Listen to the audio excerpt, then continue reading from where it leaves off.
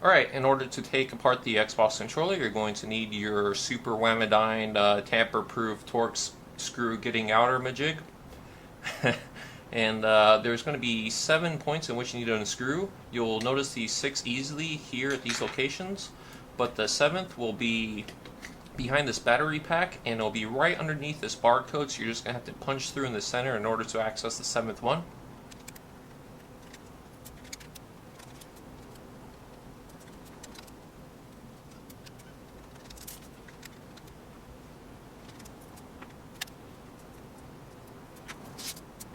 Alright, now with the screws removed, we're going to gently pry apart the Xbox controller, and you want to make sure that all the buttons and stuff are facing down. If you try and take it apart this way, all the buttons are just going to fall out, and you're going to have a hard, or might have difficulty if they fall under the fridge or something. So we're just going to keep the buttons face down, and let gravity be our friend, and gently pry apart the back here, and just pull it out, and it should be just as easy as that. Now we're going to place this to the side because we won't need this for a little bit. And depending on your, I guess your controller, how new it is, you're going to notice that it's going to be a little bit different from what I'm seeing here. But for the most part, it's going to be the same, especially for what we're doing. Let's see. Yep, so this is the circuit board that I burnt last night with my horrible soldering techniques, and you see right here this older controller has these little like notches in them kind of at the top, whereas this one doesn't have any sort of notch, but that won't really matter. We'll be able to take care of this just fine. And what we're going to do right now is just gently pull up onto this thing if this thing didn't come apart already, and this should be able to just pull out of here. And we'll set this to the side because we won't need that right now. And we're going to pull up on the circuit board, kind of like starting here, kind of like use this as a point to kind of help you pry it apart. And like push down on the triggers to kind of help yourself pull it out. And here we go. Now we'll set the back to the side.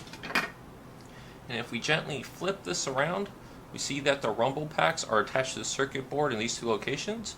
We're going to be removing those. In order to do so, just like carefully pull on this plug, like you'll see the little separation from where the circuit board plug is and where the other end of the plug is.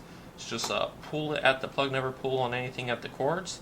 Kind of wiggle a little bit just to pry it out. And do the same with the other side. Alright, now here's our circuit board. And right now we're just going to take off the analog sticks, just pull these off real easy. Set those to the side, we won't be using those. So for our back buttons, I'm going to be using the A and B that you can see right here. And in order to do so, you'll see this like little kind of like black half circles at the top and bottom. What we're going to want to do is take our X-Acto knife and scrape at the very top of it, of the black, to get to the copper. And those are going to be the points that we're going to solder to.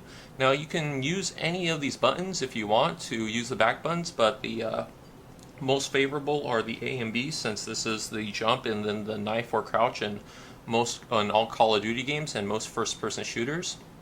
So those are the ones that you want to really have on the back paddles, so you don't have to take your thumb off the analog stick to do so.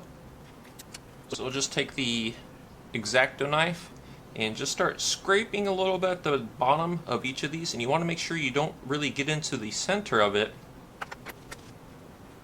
And the reason you don't want to get into the center of this button is because the thing that makes contact when you press the button on the controller is this little rubber pad, and on the back of this rubber pad you see these like little black dots. These things are what makes contacts with these buttons. I think that's what closes the circuit that allows you to press the or have the action of that button performed.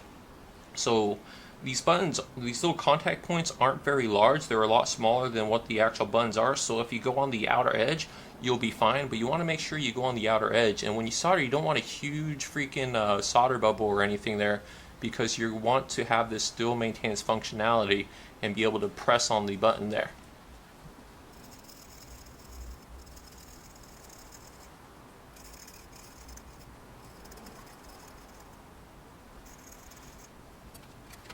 Alright, as you can see, I made my small little scratches on the top and bottom of the circles, and those are going to be the points at which I connect the wires to.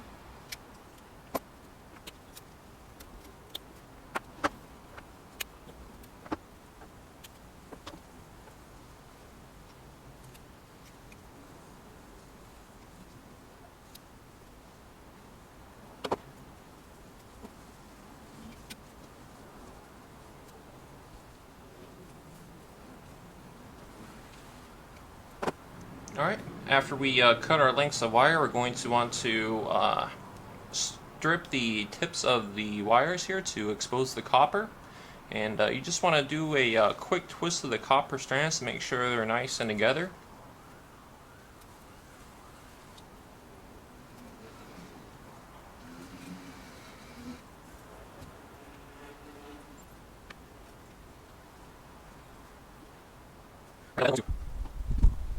Alright, now with that done, we want to place the wire onto the circuit board, and I'm using my third hand helper thing here. And we're going to start soldering.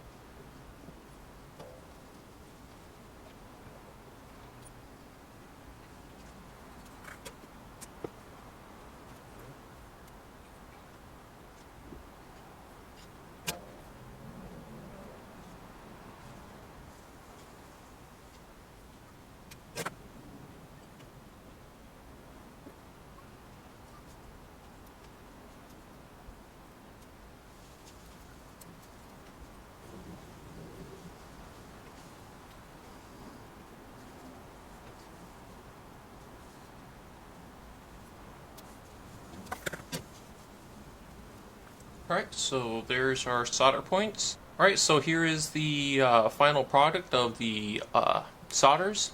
And what we want to do now is bend these wires back behind this circuit board and kind of gently bend it back, and the B are going to route underneath the circuit board down to the button on the right, while as A we're going to bend behind here and come up over this part of the circuit board across, and that's what's going to go to the left side of the button.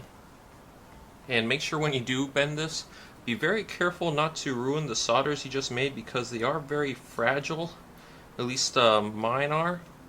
And so if you do break these off, you're going to have to just end up resoldering, and this is where it becomes a real headache.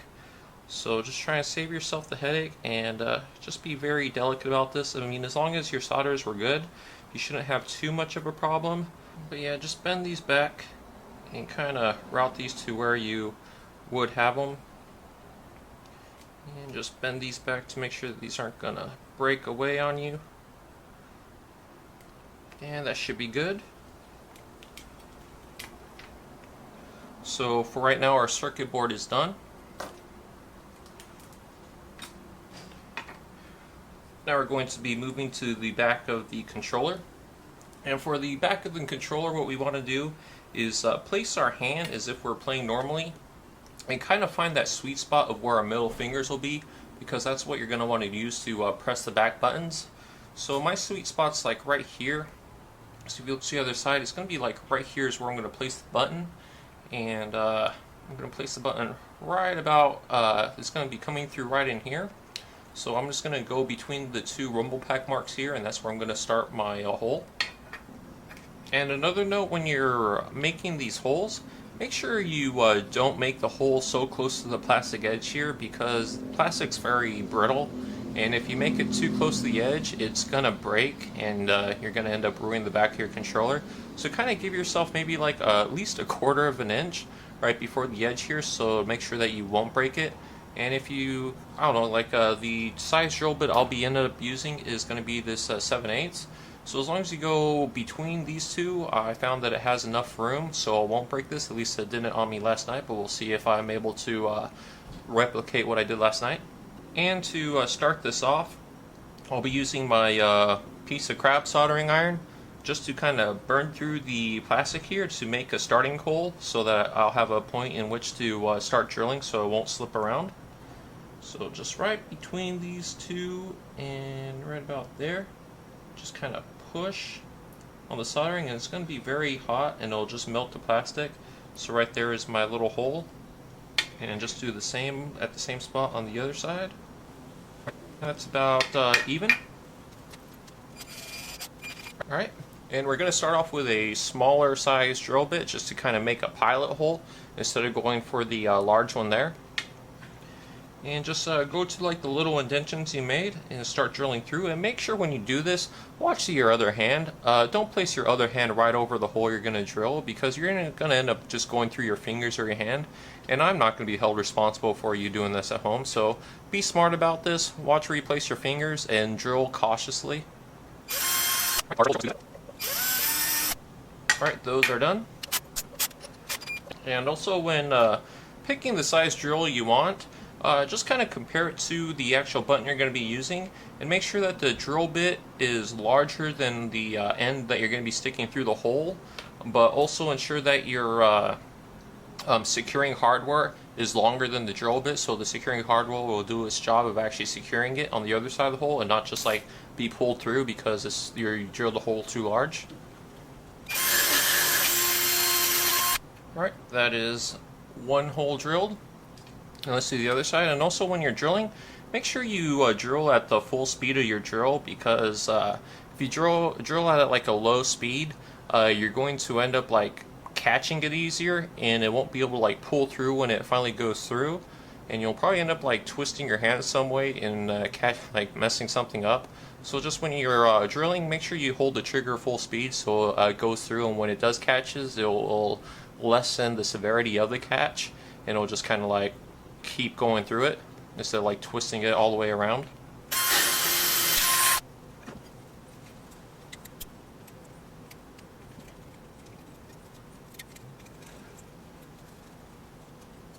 And then after you're done drilling the holes, just kind of go around and like pick up all these little plastic little slivers that are going to be remaining. Just go ahead and like just rip them off with your fingers. There shouldn't be any harm done. Alright, so that is my finished product of my hole that I drilled out, and as you can see, the button fits through. It fits through pretty nice. In the really good position, I feel. It's easy to press. But one thing you'll notice is right in here, this part where the roll pack sits, that's going to kind of interfere when you're trying to place your mounting hardware on the back. So what we're going to do is take our other soldering iron and just kind of melt this down to make it more flush in order to fit the hardware in the back.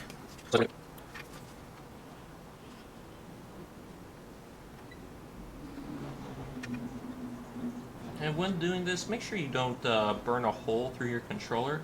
It would really suck if you already went through this far and you ended up messing up your controller by just burning a hole through it. So all you need to do is just kind of make it flush it just a little bit. That was part 2 of 4, and so if you guys want, go ahead and click the annotation on the screen like before. And if you guys liked it, please hit that like button. I do appreciate it, and I'll see you in the next video.